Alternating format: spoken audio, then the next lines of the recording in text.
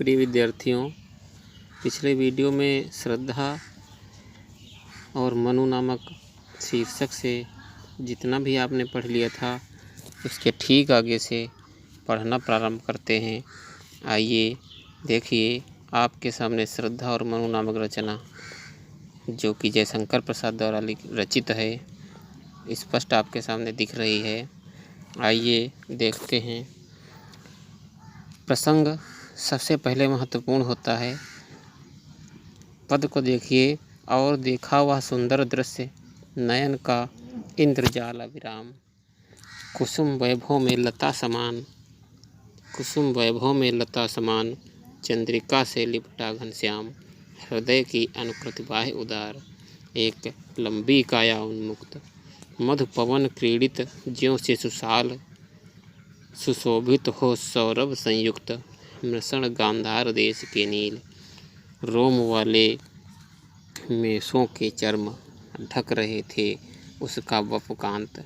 बन रहा था वह कोमल वर्म। यहाँ तक आपने देख लिया। आइए सबसे पहले इसका प्रसंग समझते हैं, क्योंकि प्रसंग के बिना भावार्थ निकालना बहुत ही कठिन कार्य है। प्रस्तुत जो पद्य खंड है इसमें श्रद्धा के अपूर्व सुंदरता और उसके गुणों का उल्लेख किया गया है।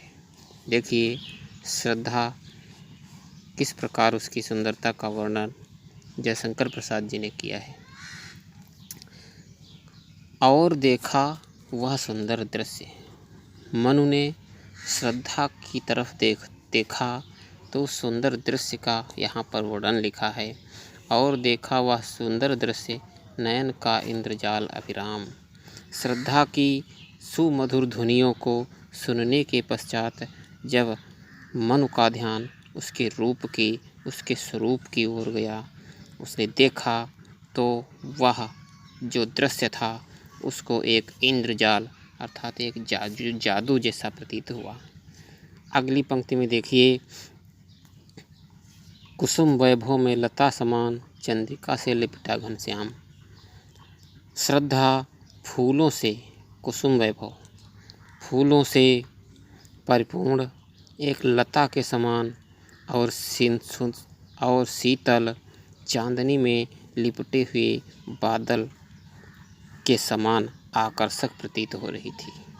देखिए यहाँ पर चंद्रिका से लिपटा घनश्याम, बादल के समान, आकर्षक बादल के समान जो चांदनी से लिपटा हुआ बादल होता है चंद्रमा की छाया में, ऐसा उस समय प्रतीत हो रहा था। आगे देखिए। हृदय की अनुकृति बाह्य उदार, एक लंबी काया उन्मुक्त। उसका हृदय उदार और विस्तृत था।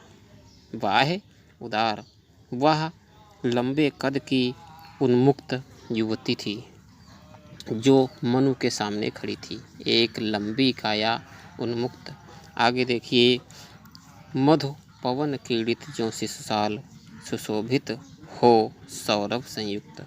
लंबे और सुंदर दिखने वाले शरीर में वह ऐसे शोभायमान हो रही थी मानो बसंत की बयार हवा अर्थात बसंत में झूमता हुआ एक साल का कोई छोटा सा वृक्ष सुगंध से सराबोर होकर चारों ओर अपनी शोभा बिखेर रहा हो, ऐसा लग रहा था। मधु पवन क्रीडित ज्यों से सुशाल, सुशोभित हो सौरभ संयुक्त। आगे देखिए। मृषण गांधार देश के नील और रोम वाले मेषों के चर्म। श्रद्धा के वस्त्र गांधार देश में पाई जाने वाली नीले बालों की भेड़ों के साल के बने थे, ऐसा उस समय मनु को प्रतीत हो रहा था, दिखाई पड़ रहा था। आगे देखिए। ढक रहे थे उसका वपुकांत, बन रहा था वह कोमल वर्म। अत्यंत कोमल होते हुए भी वे वस्त्र न केवल उसके सुंदर तन को ढके हुए थे बल्कि कवच के समान उसके शरीर की रक्षा कर रहे थे।